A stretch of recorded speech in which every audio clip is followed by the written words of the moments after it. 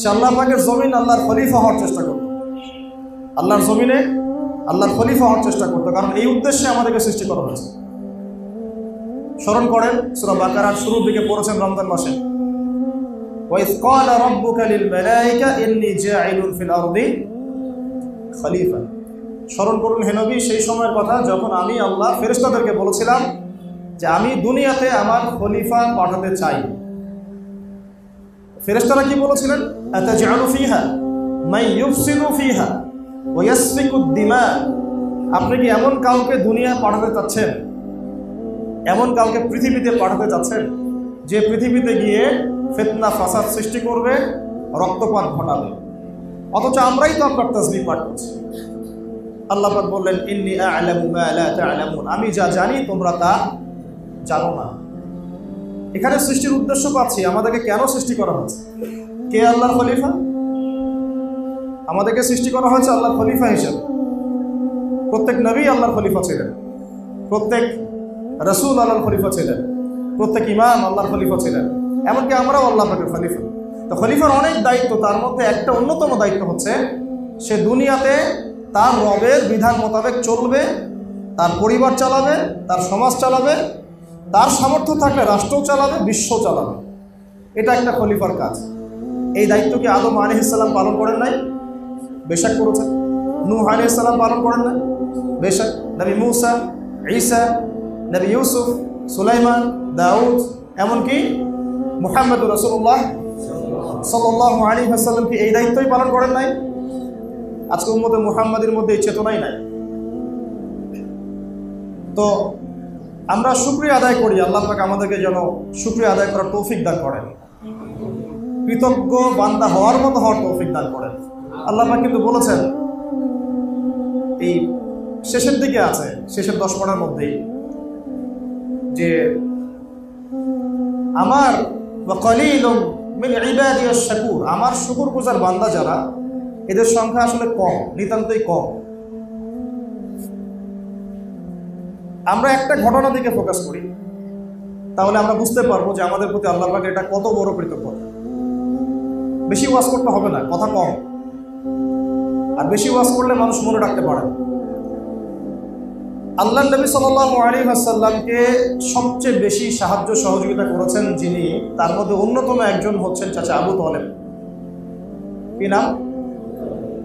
তার বাবা ইন্তেকাল করেছেন জন্মের আগে, এতিম অবস্থায় বড় হয়েছেন। এই জন্য এতিমদের সাথে আল্লাহ পাকের সরাসরি সম্পর্ক থাকে, কারণ তাদেরকে সবাই গ্রহণ করতে চায় না, তারা সমাজে একাকিত্ব অনুভব করে, তারা বিভিন্ন দরজা থেকে ধাক্কা খায়। পরে আল্লাহ পাক তাদেরকে রহমতের কোলে উঠায় রাখছে, যদি সে আল্লাহর অনুগত হয়, যদি সে আল্লাহর কি হয়, অনুগত হয়। আল্লাহ পাক নবী মুহাম্মদ সাল্লাল্লাহু আলাইহি ওয়াসাল্লামকে মনের কষ্টের সময় বলেছেন, আলাম ইয়াজিদকা ইয়াতীমান ফাআওয়া, আমি কি তোমাকে এতিম অবস্থায় পাই নাই? আমি কি তোমাকে এতিম অবস্থায় পাইনি? তারপরে কি তোমাকে আমি প্রতিপালন করিনি? ওয়াজাদাকা দাল্লান ফাহাদা ওয়াজাদাকা আইলান ফাআগনা। শেষে আল্লাহ সূরা শেষে কি বলেছেন? ফাম্মাল ইয়াতীমা ফালা তাকহার, তুমি এতিম অবস্থায় ছিলে, আমি তোমার উপর এগুলো নিয়ামত দিয়েছি, অতএব তুমি এতিমদের প্রতি আর কঠোর হয়ো না।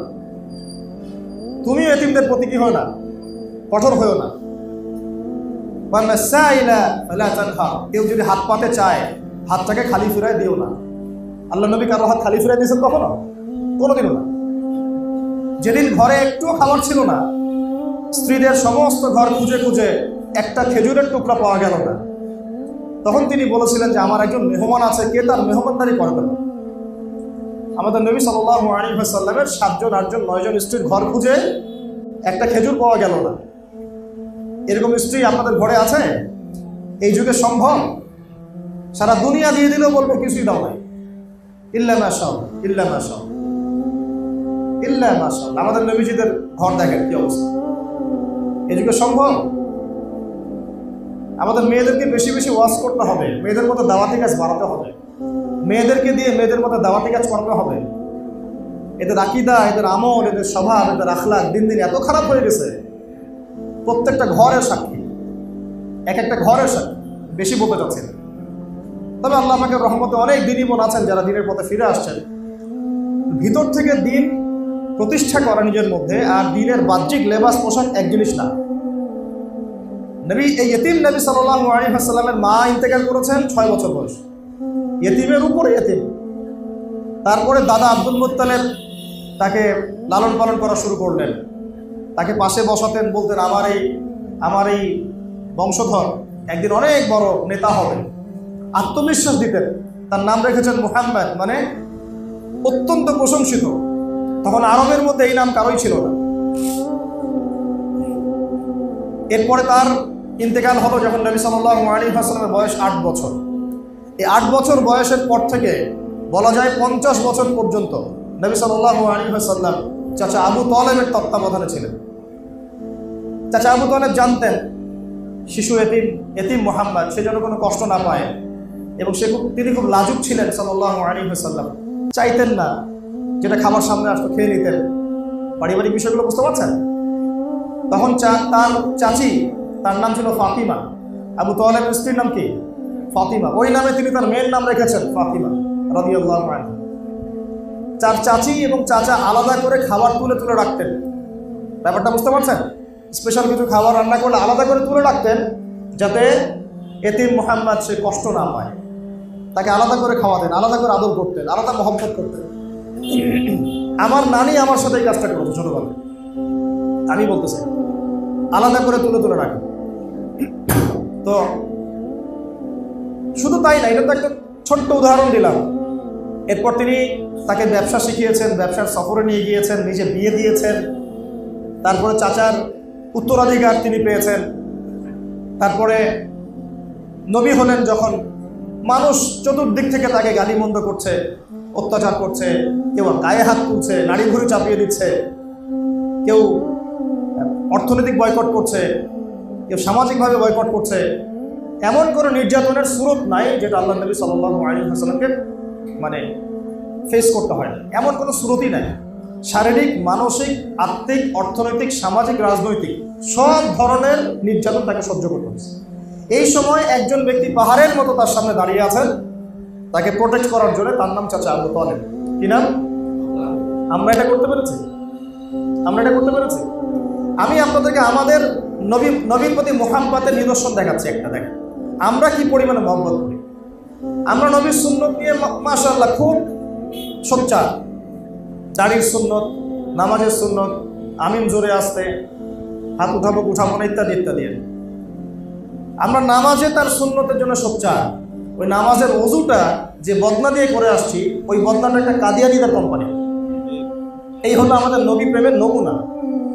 আমাদের ইলম, আমাদের ঈমানের নমুনা হচ্ছে এই আজকের দেশে, আজকের বাংলাদেশে যারা নবী করিম সাল্লাল্লাহু আলাইহি ওয়াসাল্লামের পরেও নবুয়ত দাবি করেছে, তাদের সাথে আমাদের ব্যবসা, আমাদের বাণিজ্য, আমাদের চলাফেরা, আমাদের ওঠা বসা, আমাদের রিজিক, আমাদের দৈনন্দিন আসবাবপত্রগুলা, সুই থেকে নিয়ে শুরু করে বিমান পর্যন্ত মনে হয় তারা বানায় ফেলবে, আর আমরা ওগুলো গ্রহণ। ওই টাকাগুলো তারা ওদের মতবাদ প্রচারে ব্যয় করতেছে। একটা অবস্থা। আমার ওস্তাদ একটা কথা বলতেন, ইতিকাফের 10 দিনে বলেছেন যে কয়েক প্রকারের কাফের হয়। একটা হচ্ছে আবু জেহেল মার্কা কাফের, যে সত্য চিনেছে মানি না, নাউজুবিল্লাহ, ওকে চিনে নাই সত্য, সে নবীকে চিনে নাই, চিনেছে। আবু জেহেল কি নবুয়ত দাবি করেছিল? কুফরি করেছে। কি করেছে? কুফরি করেছে। এক প্রকার কুফরি হচ্ছে মুনাফিক, আব্দুল্লাহ বিন উবাই, নবীকে চিনে নাই, চিনেছে। মদিনায় নবী এসেছেন, দেখেছে, তার পিছনে নামাজও পড়েছে, নবীকে চিনেছে, কিন্তু বাইরে আবার স্বীকৃতিও দিয়েছে যে আমি মুসলিম, কিন্তু ভিতর থেকে ইসলামের ক্ষতি করে গেছে। এটা এক প্রকার কুফর। আল্লাহ পাক এই মুনাফিকদেরকে বলেছেন তারা জাহান্নামের অতল তলে থাকবে, তাই না? এক আসফালা মিনান নার আছে না কোরআনে? ইন্নাল মুনাফিকিনা ফিদ দারকিল আসফালি মিনান নার। মুনাফিকরা একদম জাহান্নামের অতল তলে থাকবে। আবু জেহেলেরও তলে, আব্দুল্লাহ বিন উবাই। আর এক প্রকার কুফর দেখেন, মুসাইলামা কাযযাব, মুসাইলামাতুল কাযযাব, নাম শুনেছেন? এই ব্যক্তি নবী সাল্লাল্লাহু আলাইহি ওয়াসাল্লাম ইন্তেকালের পরে নবুয়ত দাবি করেছে। আবু বকর রাদিয়াল্লাহু আনহুর সময় এর বিরুদ্ধে যুদ্ধ হয়েছে, এবং ওই ইয়ামামার যুদ্ধে বহু হাফেজে কোরআন সাহাবীও শহীদ হয়েছে। তারপরে কিন্তু কোরআন সংকলনের বিষয়টা এসেছে এই পৃষ্ঠা আকারে। এভাবে মাসহাফে সংকলনের বিষয়টা ইয়ামামার যুদ্ধের পরেই সাহাবীদের মধ্যে এসেছে যে আমরা একটা মাসহাফে সংকলন করি, কারণ হাফেজে কোরআনটা এভাবে নিহত হতে থাকলে, শহীদ হতে থাকলে, কোরআন যদি আবার কিছু হয়ে যায়, নাউজুবিল্লাহ, এটা হচ্ছে সবচেয়ে বড় প্রকারের কুফর। যে আবু জেহেল মার্কা কুফরি না, আব্দুল্লাহ বিন উবাই মার্কা কুফরি না, একেবারে মুসাইলামাতুল কাযযাব মার্কা কুফর। ওদের ওই বদনাম দিয়ে ওযু করে এসে আমরা নামাজ পড়ি। আমাদের ইমানের হালত, আমাদের দিনের বোঝ আজকে এই পর্যায়ে আছে। বলবো কি লা ইলাহা ইল্লাল্লাহ মুহাম্মাদুর রাসূলুল্লাহ, কি বলবো সাল্লাল্লাহু আলাইহি ওয়াসাল্লাম।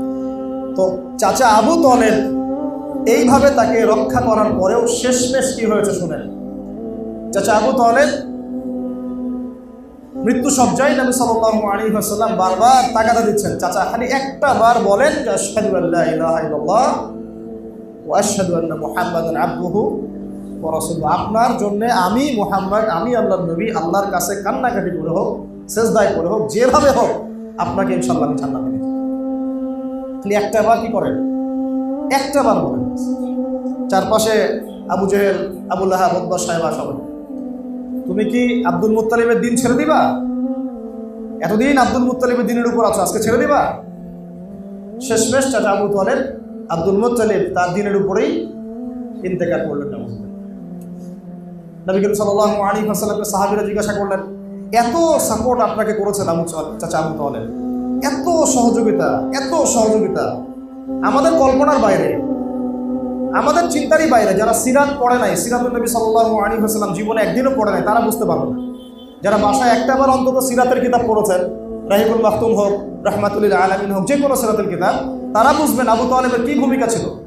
আমার তো মনে হয় পুরো মুসলিম বিশ্বেরও এখন সেই ভূমিকা নাই, একা চাচা আবু তালেবের যে ভূমিকা ছিল। শেষমেশ তিনি কালিমা পড়তে পারলেন না। সাহাবীরা প্রশ্ন করেন, নবীজি বলছেন, আমার কারণেই আমার চাচাকে জাহান্নামের উঁচু একটা জায়গায় রাখা হবে, যেখানে তার পায়ের এই যে আমরা নলা বলি, এই পর্যন্ত আগুনে পুড়তে থাকবে নাউজুবিল্লাহ, এবং আগুনের একটা জুতা পরিয়ে দেওয়া হবে, এতেই তার মাথার মগজ তকবক করে ফুটতে থাকবে নাউজুবিল্লাহ। লা হাওলা ওয়ালা কুওয়াতা ইল্লা বিল্লাহিল আলিয়্যিল আযীম। এখন কি ভাই আপনারা একটু বুঝতে পারছেন, চিন্তা করছেন? একবার কি ভেবে দেখবেন যে আল্লাহ পাক যে আমাকে মুসলিম পরিবারে জন্ম দিয়েছেন, আল্লাহ পাক কি আমার কাছ থেকে পারমিশন নিয়েছিলেন? আমাকে জিজ্ঞাসা করেছিলেন? আপনার কাছ থেকে অনুমতি নিয়েছেন? আপনাকে জিজ্ঞাসা করেছেন? এখনো কি কৃতজ্ঞ হবেন যে আল্লাহ রাব্বুল আলামিন এত রহম করে আপনাকে মুসলিম বানিয়েছেন? সেই মুসলিমের চলাফেরা দেখেন, রমাদান মাসেও নামাজ ছিল না অনেকের, রোজার হক ঠিক মতো ছিল না, রমাদান মাসেও কোরআন আগলায় ধরতে পারলো না, কোরআন তেলাওয়াতটুকু শিখতে পারলো না, রমাজানে কোরআনের খেদমত করতে পারলো না, রমাজানেও যাকাত দেয় নাই, রমাজানেও সুদ খেয়েছে নাউজুবিল্লাহ, রমাজানেও ঘুষ নিয়েছে। কত মানুষ ঘুষ নিয়েছে রমাজানে কত জেনা করা হয়েছে নাউজুবিল্লাহ, রমাজানে কত মানুষ মাপে কম দিয়েছে, রমাজানে আমরা কত প্রতারণা করলাম আল্লাহর সাথে। কিন্তু রমাজানে আমাদের নতুন জামা চাই, নতুন বাড়ি চাই, নতুন গাড়ি চাই, নতুন গহনা চাই, নতুন থ্রি পিস চাই, যেন ঈদের দিন মনে হয় এদের জন্যই। এদের সাথে ঈদের খুশির কোনো সম্পর্ক নাই, এই মানুষদের সাথে ঈদের খুশির কি নাই, কোনো সম্পর্ক নাই। তাদের জন্য ঈদ উল ফিতর ছিল, এই খুশি ছিল, ক্ষমা ছিল, যারা রমাজানের হক আদায় করতে পেরেছে, সওম ঠিকঠাক মতো রেখেছে, কুরআন ঠিকঠাক মতো পড়েছে, মানুষকে পড়িয়েছে, ইবাদতের পাবন ছিল, তাহাজ্জুদ পড়েছে, তারাবির হক আদায় করেছে, কাউকে কষ্ট দেয়নি, দান সদকা করেছে, বেশি বেশি জিকির করেছে, যাকাত ফিতরাগুলো আদায় করেছে, আল্লাহর কাছে ভয়ও ছিল, আশাও ছিল। ইনশাআল্লাহ আল্লাহ রাব্বুল আলামিন চান্ত এই বান্দাদেরকে মাফ করে দেবেন। আমাদের সবাইকে আল্লাহ রাব্বুল আলামিন মুসলিম পরিবারে জন্মগ্রহণ করতে পারার হকটা আদায় করার তৌফিক দান। আরেকটা অংশ বলতে চাই, সেটা হচ্ছে নবী করিম সাল্লাল্লাহু আলাইহি ওয়াসাল্লামের উম্মত হওয়ার সৌভাগ্য। কি বললাম বলেন? নবী সাল্লাল্লাহু আলাইহি ওয়াসাল্লামের উম্মত হওয়ার সৌভাগ্য। আজকে দুটো বিষয় খালি আপনাদেরকে খুতবায় আমি আপনাদের মাথায় দিতে চাচ্ছি, বাকিটা ইনশাআল্লাহ এমনি গুছিয়ে আসবে। যদি এই দুটো বিষয় আপনারা বুঝতে পারেন, আয়ত্ত করতে পারেন, কলিজায় ধারণ করতে পারেন যে এক, আমি আল্লাহ পাকের বান্দা, আল্লাহ পাক আমাকে মুসলিম বানিয়েছেন, মুসলিম পরিবারে জন্ম দিয়েছেন, আমার চলাফেরা 8-10 জনের চলাফেরা এক হতে পারে না। আমার চলাফেরা হচ্ছে কোরআন। আমার চলাফেরা কি? সত্যি কথা বলতে আমাদের কারো চরিত্রই কোরআনের মতো এখন নাই, এটাই সত্য কথা। কিন্তু আল্লাহ পাকের কাছে আমরা তৌফিক চাই, আল্লাহ যেন আমাদেরকে সেরকম চরিত্র ধারণ করার তৌফিক দান করেন। দ্বিতীয় বিষয়টা এটা যে নবী সাল্লাল্লাহু আলাইহি ওয়াসাল্লামের উম্মত হতে পারার সৌভাগ্য। দেখেন, কিয়ামতের মাঠে মানুষ উঠবে, আমরা উঠব, বহু গুনাহগার মানুষ, কেউ সুদ খেয়ে ফেলছে, বা কেউ ধরেন যে জেনা করে ফেলছে, কেউ হয়তো আরো বড় বড় কবিরা গুনাহ করে ফেলছে, গীবত, তহমত ইত্যাদি ইত্যাদি। আমরা সবাই কবিরা গুনাহগার, আল্লাহ পাক আমাদেরকে মাফ করেন। তো কবিরা গুনাহগার মানুষ যখন কিয়ামতের মাঠে হন্তদন্ত হয়ে ঘুরতে থাকবে, হাউজে কাউসারের পানির জন্য, একটু পানির জন্য, একটু তৃষ্ণা নিবারণের জন্য, শাফাআতের সুপারিশের জন্য, নবী মুহাম্মদ সাল্লাল্লাহু আলাইহি ওয়াসাল্লাম নিজের হাতে তার উম্মতকে পানি পান করাবেন। তিনি নিজে সেজদায় পড়ে যাবেন, কান্নাকাটি করতে থাকবেন। আল্লাহ পাক তখন তাকে যে তাসবিহ শেখাবেন সেটা পড়তে থাকবেন। আল্লাহ রাব্বুল আলামিন তাকে বলবেন, মাথা উঠাও, কি চাও বলো। নবী করিম সাল্লাল্লাহু আলাইহি ওয়াসাল্লাম তখন বলবেন, আল্লাহ আমার উম্মত, আল্লাহ আমার উম্মত, আল্লাহ আমার উম্মত। সমস্ত নবীগণ যেদিন বলতে থাকবেন, ইয়া নফসি, হে আমার নফস, আল্লাহ আমার নফস, আল্লাহ আমার নফস। আমাদের নবী মুহাম্মদ সাল্লাল্লাহু আলাইহি ওয়াসাল্লাম বলতে থাকবেন, হে আল্লাহ আমার উম্মত, হে আল্লাহ আমার উম্মত, হে আল্লাহ আমার উম্মত। আল্লাহ রাব্বুল আলামিন তাকে শাফাআত করার, সুপারিশ করার অনুমতি দিবেন। তারপর তিনি শাফাআত করবেন, সুপারিশ করবেন। অগণিত কবিরা গুনাহগার আল্লাহর বান্দাদেরকে তিনি জান্নাতে নিয়ে যাবেন। যার অন্তরে লা ইলাহা ইল্লাল্লাহ মুহাম্মাদুর রাসূলুল্লাহ ঠিক ছিল, এই মানুষগুলো জান্নাতে যাবে। এখন সেই নবী মুহাম্মদ সাল্লাল্লাহু আলাইহি ওয়াসাল্লাম যিনি সুপারিশ করবেন, যিনি সুপারিশ করবেন, যিনি হাউজে কাউসারে পানি পান করাবেন, যাকে আল্লাহ পাক ইখতিয়ার দিয়েছিলেন দুনিয়াতে, দোয়া করে নাও, তুমি একটা দোয়া চেয়ে নাও। সমস্ত নবী সেই দোয়া চেয়ে নিয়েছে দুনিয়ার জন্য। নবী সাল্লাল্লাহু আলাইহি ওয়াসাল্লাম এটা অবশিষ্ট রেখেছেন উম্মতের জন্য। কিয়ামতের মাঠে রাতের বেলা কেঁদেছেন, বলেছেন যে আমার ভাইদেরকে যদি দেখতে পারতাম। সাহাবীরা বলেছেন, কারা আপনার ভাই? আমরা কি আপনার ভাই না? নবীজি বলছেন, তোমরা আমার সাহাবী, আমার ভাই তারা যারা তোমাদের অনেক পরে আসবে, তোমাদের পরে আসবে, আমাকে না দেখেই আমার প্রতি ঈমান নিয়ে আসবে। বলতে থাকলে এটা নিয়ে 1 ঘন্টা বলা যাবে, কিন্তু কথা হচ্ছে নবী সাল্লাল্লাহু আলাইহি ওয়াসাল্লামের উম্মত হওয়ার এই যে সৌভাগ্য, অনেক নবীগণ আশা করতেন যে আমরা শেষ নবীর উম্মত হব। এমনকি ইহুদি জাতি যাদের সাথে আমাদের এত দ্বন্দ্ব চলছে, এরাও মদিনায় ঘাটে গেলে কেন বসেছিল? ওরা শেষ নবীর উম্মত হওয়ার আশায় বসেছিল। শেষ নবী যখন বনু ইসমাইল থেকে আসছে, তারা আর মানে না। তারা মনে করে না, বনু ইসমাইল থেকে না, বনু ইসরাইল থেকে আসতে হবে। হতভাগা জাতি, হতভাগা ইহুদির জাতি। এই জন্য আল্লাহ পাক বলেছেন, মাগদুব গায়রিল মাগদুবি আলাইহিম ওয়ালাদ-দাল্লিন। এরা মাগদুব, গজবপ্রাপ্ত। এরা ঈসা আলাইহিস সালামকেও স্বীকার করে নাই। ঈসা ইবনে মারিয়াম ছিল মাসীহ, তারা মাসীহকে চিনতে ব্যর্থ হয়েছে। আবার শেষ একটা রাস্তা খোলা ছিল যে শেষ নবী মুহাম্মদ সাল্লাল্লাহু আলাইহি ওয়াসাল্লামের আনুগত্য করে আল্লাহর কাছে ফিরে আসবে, ওইটাও তারা কি করেছে? হারিয়ে ফেলেছে। এরপরে ইহুদ থেকে হয়েছে মাগদুব, অভিশপ্ত।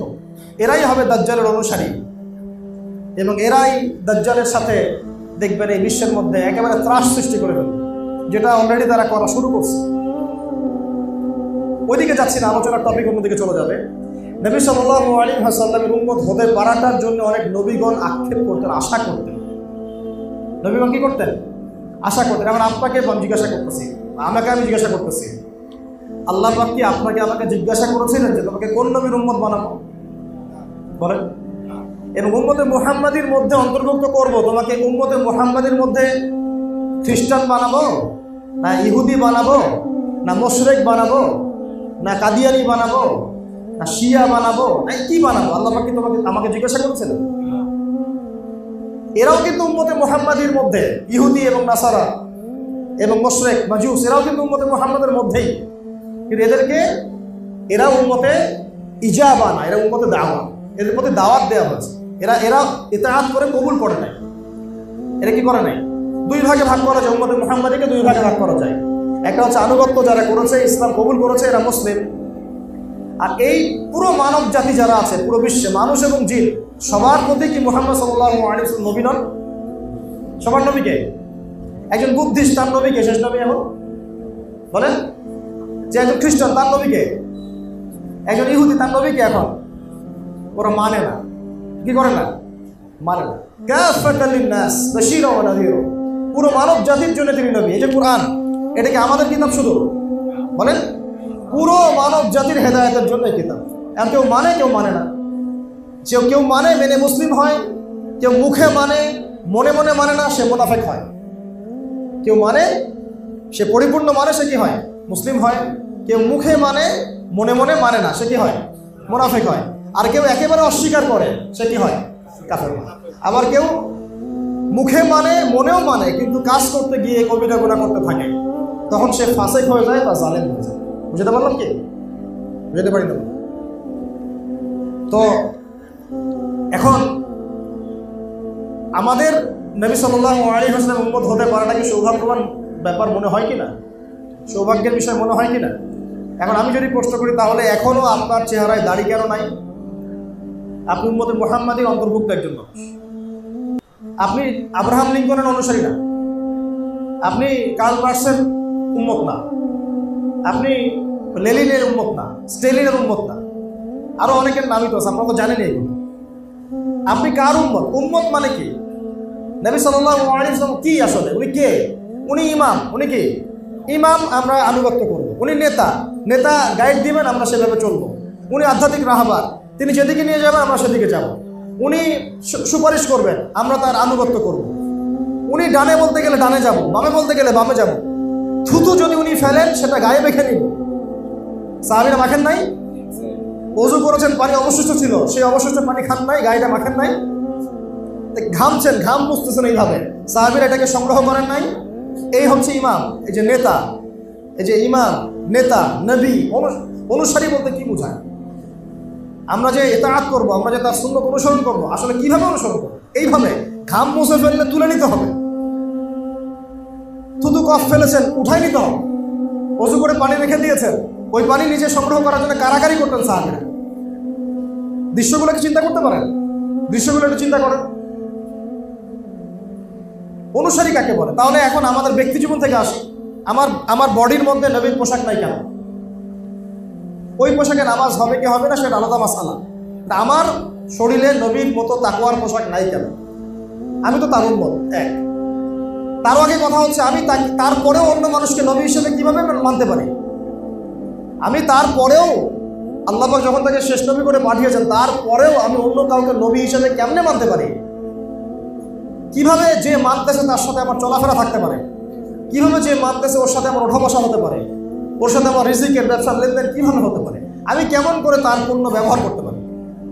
যদি গায়রত থাকে, ব্যক্তিত্ব থাকে এবং নবীর প্রতি সত্যিকারের মহব্বত থাকে, কিভাবে তাকে কেউ গালি দিচ্ছে আমি তার পক্ষপাতিত্ব করতে পারি?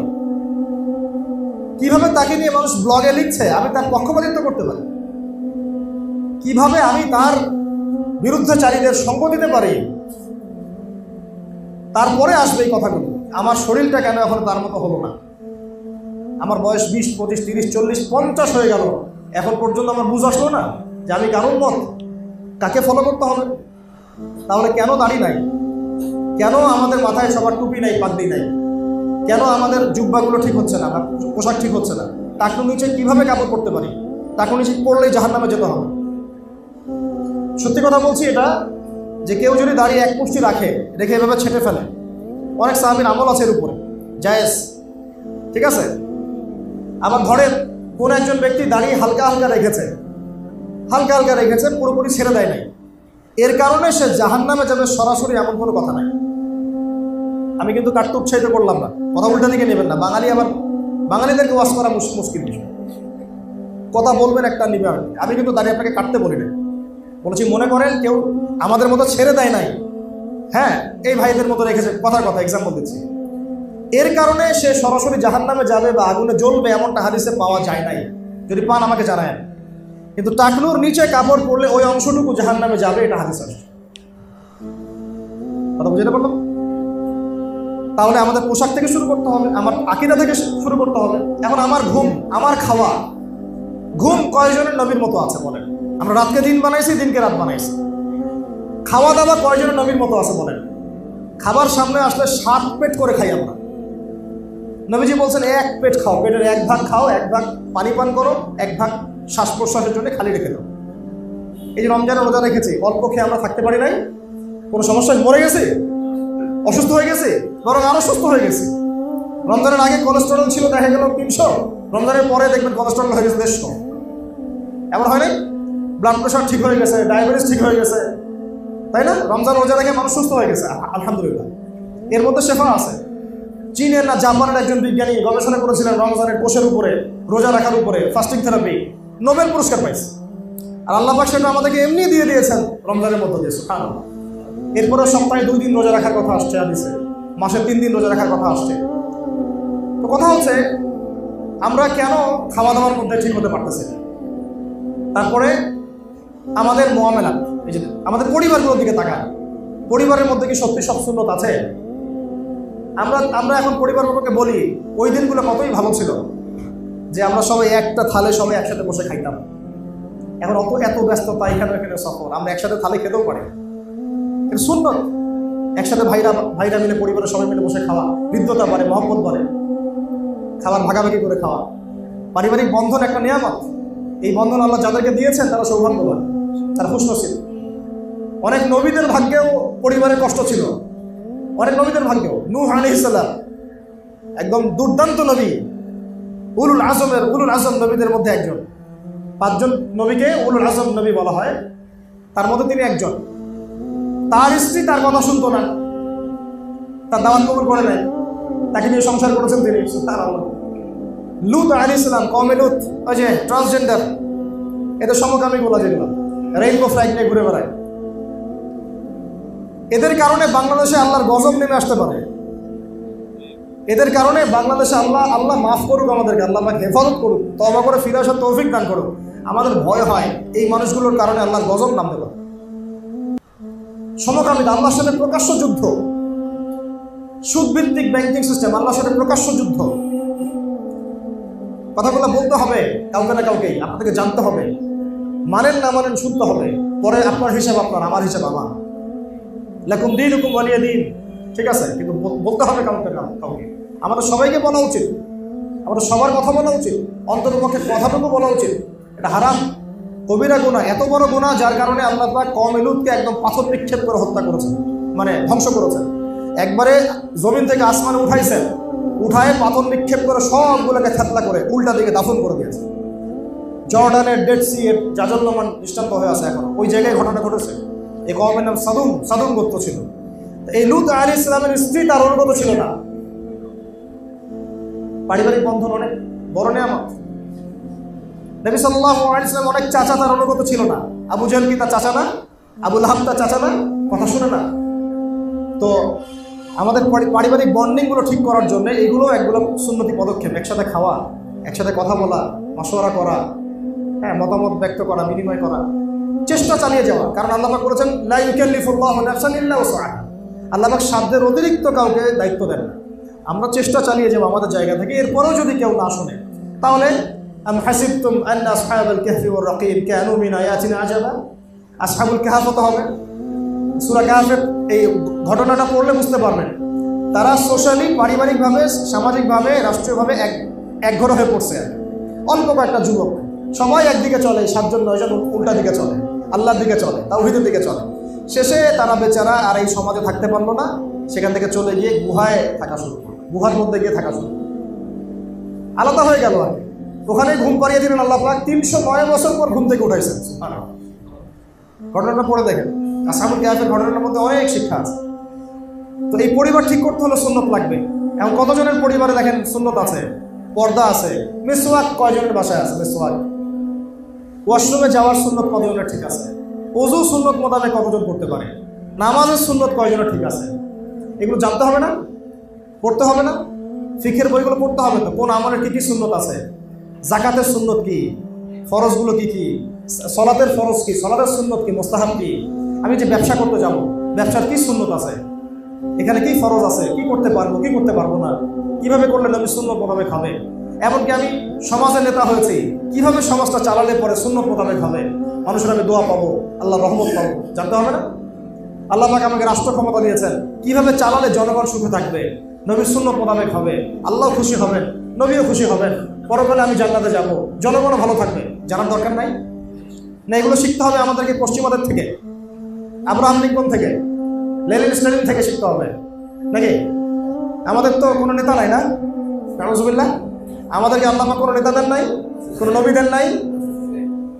আমরা সত্যি কথা বলতে আমার কনক্লুশন হচ্ছে এটা যে আমরা নবী মুহাম্মদ সাল্লাল্লাহু আলাইহি ওয়াসাল্লাম উম্মত যে হয়েছি এর মর্মটাই আমরা বুঝতে পারি, এর মর্মই বুঝতে পারি। তার একটা সুন্নতের উপর সারা জীবন গবেষণা করতেছে ইহুদিরা বসে বসে, খ্রিস্টানরা গবেষণা করতেছে, বৌদ্ধরা গবেষণা করতেছে। নবী সাল্লাল্লাহু আলাইহি ওয়াসাল্লাম বলেছেন এশার নামাজের পর ঘুমিয়ে যাও। কেন বললেন? এর মধ্যে ফিজিক্যাল কি উপকারিতা আছে? দেখে গবেষণা করে বের হলো যে রাত 10টা থেকে 1টা পর্যন্ত বা 2টা পর্যন্ত যারা ঘুমায় তাদের ফিজিক্যাল যে স্ট্রাকচার, কন্ডিশন, সুস্থতা, বার্ধক্যে গিয়েও তারা স্ট্রং থাকে। বার্ধক্যে কি থাকে? স্ট্রং থাকে। এবং ওই 3 ঘন্টার ঘুম 9 ঘন্টার সমান, 8 ঘন্টার সমান। আর সারাদিন যদি 8 ঘন্টাও আপনি ঘুমান, ওই 3 ঘন্টার ঘুমের সমান হবে।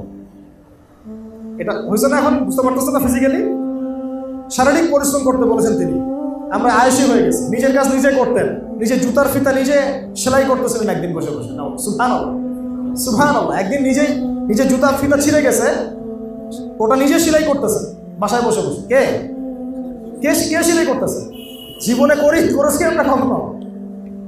এটাকে আমরা অপমানের কাজ মনে করি, অপমানের কাজ মনে করি। স্ত্রী রান্না করতেছেন, তিনি তরকারি কেটে দিয়েছেন, সাহায্য করেছেন। চিন্তা করা যায়? এগুলো ভাবাও যায় এই যুগে এখন? সুন্নত শুধুমাত্র এই চেহারায়, দাড়িতে, পোশাকে না। আমি এক কথায় শেষ করে দিই, একেবারে আমার আকীদা থেকে শুরু করে আমার আমল, আমার নামাজ, আমার রোজা, আমার যাকাত, আমার ব্যবসা, আমার বাণিজ্য, এমনকি আমার অর্থনীতি, রাজনীতি পর্যন্ত যে নবীর সুন্নত মাফিক আমরা ঢেলে সাজাতে পারি, তাহলেই নবীর উম্মত হওয়ার কৃতজ্ঞতা স্বীকার করা হবে, হাকিকি অর্থ স্বীকার করা হবে। না হলে শুধু মুখে দাবি করা হবে, বাস্তবে এটার প্রতিফলন ঘটবে না। আর মুখে স্বীকার করে যদি আমল না করি, আল্লাহ পাকের জন্য আমাদেরকে আযাবও দিতে পারেন। আল্লাহ রাব্বুল আলামিন আমাদের সবাইকে মুসলিম পরিবারে জন্মগ্রহণ করতে পেরেছি এই শুকরিয়াটুকু আদায় করার তৌফিক দান করুন। আমিন। চলতে ফিরতে বেশি বেশি পড়তে থাকবেন আলহামদুলিল্লাহ, খালি পড়তে আলহামদুলিল্লাহ। আল্লামা তাকি উসমানী দামাত বারাকাতুহু তার একটা মুযাকারা আছে আমাদের সামনে, বসে থাকতেন এমনি অনেকক্ষণ বলতে থাকতেন আলহামদুলিল্লাহ, আলহামদুলিল্লাহ, আলহামদুলিল্লাহ। জিজ্ঞাসা করা হতো যে উস্তাদ কি হলো, কি জন্য আলহামদুলিল্লাহ বলতেছে? উনি বলতেন সারাদিন আল্লাহ পাকের কত নেয়ামত ভোগ করলাম, তখন তো আলহামদুলিল্লাহ বলার কথা মনে ছিল না, এখন কাজা আদায় করতেছে। ওই যে ঘুমানোর সময় 33 বার সুবহানাল্লাহ, 33 বার আলহামদুলিল্লাহ, 34 বার আল্লাহু আকবার আছে না? কেন আছে এগুলো? ওটা ফিল করে করে পড়া, যে সারাদিন অনেক নিয়ামত আমি ভোগ করেছি, সুবহানাল্লাহ বলার আমি সময় পাইনি, হয়তো মনে ছিল না, আলহামদুলিল্লাহ পড়ার সময় পাইনি, মনে ছিল না, ওটা কাজা আদায় করতেছে না।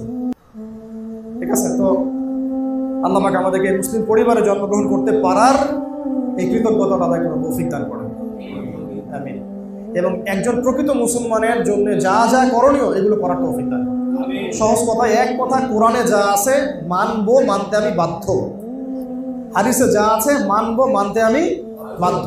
আল্লাহ পাক কোরআনে যা নিষেধ করেছেন আমি ছেড়ে দিব, ছাড়তে আমি বাধ্য। হাদিসে নবী যা নিষেধ করেছেন এক কথায় ছেড়ে দিব, কোনো প্রশ্ন করতে যাব না, কারণ এটা ছাড়তে আমি বাধ্য। বাস খালাস, সামি'না ওয়া আতা'না, শুনলাম মানলাম, শুনলাম মানলাম। এই ঈমান, এই বিশ্বাস নিয়ে যদি অল্প আমলও কেউ করে জান্নাতে চলে যাবে। মানুষ বেশি বেশি ইবাদত করে জান্নাতে যেতে পারবে না। বেশি বেশি ইবাদত, অনেক বেশি ইবাদত, এগুলো জান্নাতে যাওয়ার মানদণ্ড কিন্তু না। মানদণ্ডটা কি জানেন? আল্লাহর রহমত এবং আমাদের সামি'না ওয়া আতা'না, শুনলাম মানলাম, আনুগত্য। এর উপর দিয়ে তাকওয়া অর্জিত হয় এবং এই তাকওয়াই আল্লাহ পাকের কাছে কবুলিয়াত এবং মর্যাদার একমাত্র মানদণ্ড। আল্লাহ পাক আমাদের সবাইকে পরিপূর্ণ মুসলমান হওয়ার তৌফিক দান করেন। উদখুলু ফিস-সিলমি কাফা, ইসলামে পরিপূর্ণরূপে প্রবেশ করো, এই আয়াতের হক আদায় করার তৌফিক দান করেন। আল্লাহ পাক বলেছে আলে ইমরানের 102 নম্বর আয়াতে, ইত্তাকুল্লাহ, আল্লাহকে ভয় করো। ইত্তাকুল্লাহ হাক্কা তুকাতিহ, ভয় করার মতো ভয় করো। ওয়ালা তামুতুন্না ইল্লা ওয়া আনতুম মুসলিমুন, পরিপূর্ণ মুসলমান না হয়ে মৃত্যুবরণ করো না। তো এই কথার উপরে যদি আমরা ইস্তেকামা থাকতে পারি, আল্লাহ পাক আমাদেরকে তৌফিক দান করেন, তাহলে ইনশাআল্লাহ পরিপূর্ণ মুসলমান হতে পারবো। কোরআনে আল্লাহ পাক যা দিয়েছেন মানবো, যা ছাড়তে বলেছেন ছাড়বো। হাদিসে আল্লাহ নবী যা করতে বলেছেন করবো, যা ছাড়তে বলেছেন ছাড়বো। খালাস, শেষ। সামি'না ওয়া আতা'না, এটাই ওই হাদিসের একটা ব্যাখ্যা। নবীজি বলেছেন বিদায় হজের ভাষণে, তারাকতু ফিকুম আমরাইন, আমি তোমাদের মাঝে 2টা বস্তু ছেড়ে চলে গেলাম।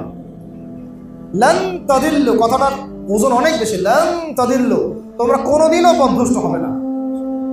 তোমরা কোনোদিনও পথভ্রষ্ট হবে না, মা তামাসসাকতুম বিহিমা, যতক্ষণ এই দুইটাকে একদম এইভাবে আঁকড়ে ধরে থাকবে। তামাসসাকা মানে একেবারে শক্ত করে ধরে থাকা। জিহাদের মাঠে সাহাবীরা অনেক সময় বলতেন তামাসসাকু তামাসসাকু, একেবারে শক্ত থাকো শক্ত থাকো, শত্রুরা আসতেছে শক্ত থাকো, নড়ো না চড়ো না। কথা বুঝতে পারতেছেন? এটা এখন ওই রকম একটা শব্দ, লান তাদিল্লু মা তামাসসাকতুম বিহিমা, তোমরা এর উপর যতক্ষণ একদম শক্ত থাকবা কোনোদিন পথভ্রষ্ট হবে না। ওই দুইটা কি? কিতাবুল্লাহ, আল্লাহ পাকের কিতাব। রমজানে নাজিল হয়েছিল, আমরা অনেকে হয়তো হক আদায় করতে পারি না, আল্লাহ পাক সারা বছর করার তৌফিক দান করেন। আল্লাহ পাক আমাদের সবাইকে আগামী রমজান পর্যন্ত বাঁচিয়ে রাখেন, আগামী রমজানেও এইভাবে আমাদেরকে আমল করার তৌফিক দান করেন, এবং কোরআনের হকটা যেন আদায় করতে পারি সেই তৌফিক আল্লাহ পাক দান করেন, এবং নবী সাল্লাল্লাহু আলাইহি ওয়াসাল্লামের সুন্নাত আমাদের জীবনের প্রত্যেকটা ক্ষেত্রে বাস্তবায়ন করার তৌফিক দান করেন। আমরা যে নবী সাল্লাল্লাহু আলাইহি ওয়াসাল্লামের উম্মত হতে পেরেছি, এই কৃতজ্ঞতাটা আল্লাহ পাক আদায় করার তৌফিক আমাদেরকে দান করেন। নবী সুন্নাত মাফিক জীবন গড়বো ইনশাআল্লাহ, নামাজ গড়ব, পরিবার গড়ব, সমাজ গড়ার চেষ্টা করব, রাষ্ট্র এবং বিশ্ব গড়ার চেষ্টা করব। যদিও বা এই পুরো বিশ্বের যে ক্ষমতা অথরিটি এখন এগুলো চলে গেছে পশ্চিমাদের হাতে। তো এখানে দুটো রাস্তা, দাওয়াতের মধ্য দিয়ে ইসলাম এবং সংশোধনের চেষ্টা করতে থাকা, এবং ক্ষেত্র বিশেষে যদি প্রয়োজন হয় এই কুফফারদের সাথে, আল্লাহ দ্রোহীদের সাথে, যারা ইসলামের সাথে যুদ্ধ ঘোষণা করেছে, ওদের সাথে আমাদেরও যুদ্ধ ঘোষণা করা। এই দুটো যখন সমন্বয় হবে ইনশাআল্লাহ আল্লাহ পাকের জমিনে আল্লাহর ওই যে খেলাফতের দায়িত্ব, এটা আমাদের হাতে আবার চলে আসবে ইনশাআল্লাহ। আস্তে আস্তে ওই দিকেই বিশ্ব হাঁটতেছে, এবং দেখবেন ইনশাআল্লাহ অচিরেই আল্লাহ পাকের এই পুরো জমিনে আল্লাহ পাকের খেলাফা দিন কায়েম হবেই হবে ইনশাআল্লাহ। আমাদের পরিবর্তনটা হোক আগে ব্যক্তি জীবন থেকে, আকীদা থেকে, আমল থেকে, ব্যবসা থেকে, পরিবার থেকে।